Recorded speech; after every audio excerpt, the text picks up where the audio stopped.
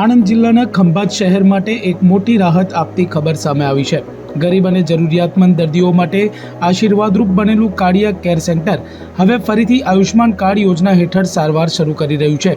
ખંભાતમાં આવેલા આ આરોગ્ય સંસ્થામાં હવે દર્દીઓને આયુષ્માન કાર્ડ દ્વારા મફત અને સબસિડીય સારવાર મળશે। આ સુવિધા ફરી શરૂ થવા પાછળ ખંભાતના ધારાસભ્ય ચિરાગ પટેલના પ્રયાસો ગણવામાં આવી રહ્યા છે। આ અંગે સંસ્થાના સેવાભાવી સેક્રેટરી યોગેશભાઈ ઉપાધ્યાયે માહિતી આપતા જણાવ્યું હતું કે તારીખ 16 માર્ચ 2016થી કાર્ડિયાક કેર સેન્ટરમાં ફરીથી આયુષ્માન યોજના હેઠળ દર્દીઓની સારવાર શરૂ કરવામાં આવશે।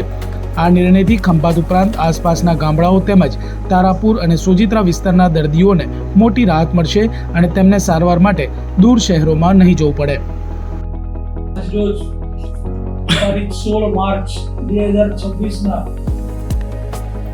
Cambay medical relief society cardiac care hospital ખાતે પીએમજેવાય યોજના અંતર્ગત આયુષ્માન યોજનામાં જનરલ મેડિસિન ક્લસ્ટરની પુનઃ શરૂઆત કરી રહ્યા છીએ।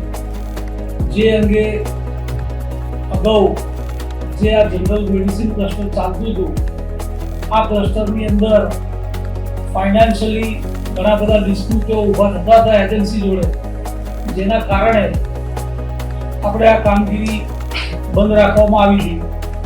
તે પુનઃ ચાલુ કરવા માટે ખંભાતના ધારાસભ્ય શ્રી ચિરાગભાઈ પટેલ અને અમારા તમામ ટ્રસ્ટીગણની સાથે સંયુક્ત ચર્ચા મંત્રણા થતા તેઓએ એવી હૈયાધારણ આપી કે હવે પછી ભવિષ્યમાં હું છું ત્યાં સુધી તમને ફાઇનાન્શિયલી ક્યાંય ડિસ્પ્યુટ એજન્સી તરફથી થશે નહીં।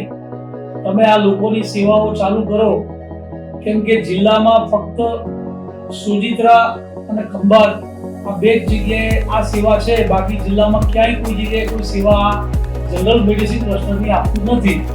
કેમ કે એમાં એજન્સીના ખૂબ તકલીફો અને વારાફરીએ અલગ અલગ મુદ્દાઓ ઉપસ્થિત કરી અને જે નાણાં સરકારે નિયત કર્યા એ નાણાં એ લોકો આપતા ન હતા અને એમાં પૈસા કાપતા હતા અને ક્લેમ રિજેક્ટ કરતા હતા, જેના કારણે આ બધું ઉપસ્થિત થયું હતું। હવે ધારાસભ્યશ્રી દ્વારા આરોગ્ય મંત્રીશ્રી અને વિવિધ કચેરીઓ ખાતે તેઓ દ્વારા ચર્ચા મંત્રણા કરી અને હૈયાધારણ સંસ્થાને આપવામાં આવી, તો પુનઃ આજરોજથી આપણે આ સુવિધા શરૂ કરી રહ્યા છે। તો નગરજનોને મારી નમ્ર વિનંતી છે કે આપે આ યોજનાનો લાભ લેવો જ જોઈએ। શાંતિમય રીતે હોસ્પિટલને ખલેલ ન થાય એ રીતે પોતાની કામગીરી અને પોતાના ખર્ચ માટે આવશો તો આ હોસ્પિટલ આપની માટે તત્પર રહેશે, તેની પણ હું આ તબક્કે આપને ખાતરી આપું છું। યોજનામાં કેટલા દર્દીઓ લાભ મળશે?